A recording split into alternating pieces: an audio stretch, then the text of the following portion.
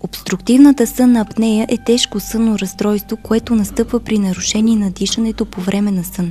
Апнеята представлява дихателна пауза с продължителност повече от 10 секунди. Паузите в дишането могат да продължат от няколко секунди до минути и се появяват от 5 до 30 и дори повече пъти на час. Сънната апнея е свързана с чести събуждания. При нея страда така наречената REM фаза на съня. Макар че най-кратката фаза на съня, именно по време на нея мозъкът почива най-добре. Обструктивна сънна апнея означава, че имаме една обструкция или запушване, да го наречем по-общо, на горните дихателни пътища, на мекото непце, на структурите на фарингс, които когато в будно състояние няма проблем, защото мускулите ги поддържа нервната система, отворена е дихателната система и оттам нямаме проблем с дишането. Но по време на сън, когато започне да изпада в фазата на най-голямо отпускане на мускулатурата, тези структури меки падат надолу, затварят входа на дихателната система и това кара човека да се чувства, че се задушава, което го кара да се събуди.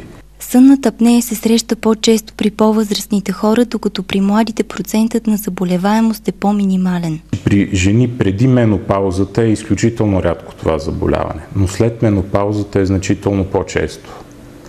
При мъжете, при младите мъже също е много рядко заболяване, но се среща. Вече по-напредналата възраст, разбира се, с по-високи рискове. Когато има и повече заболявания, когато се натрупа и като вече нещата се комбинират.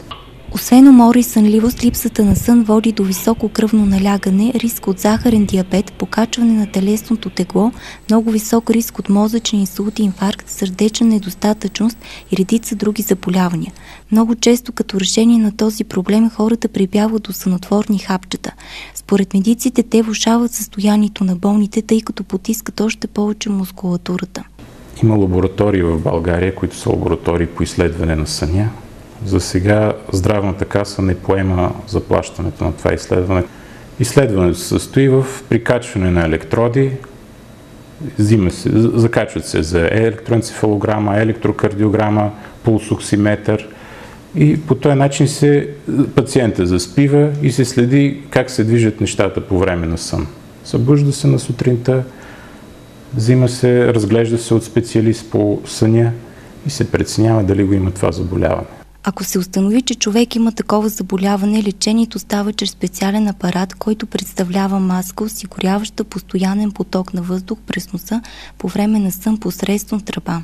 Подава се постоянно налягане, което раздува дихателната мускулатура и по този начин няма това падане. И това се включва, апаратчето се включва преди заспиване, сутринта се сваля, намалява прираста на теглото, което е най-трагичното, риска от инсулт, от инфаркт, от диабет също намалява значително. В България лаборатории за изследване на сънна апнея има в София, Пловдив и Варна. За съжаление, Здравната каса не поема разходите за апарата, а цените му варират от 1500, 2000 и дори 3000 лева в зависимост от режима на работа.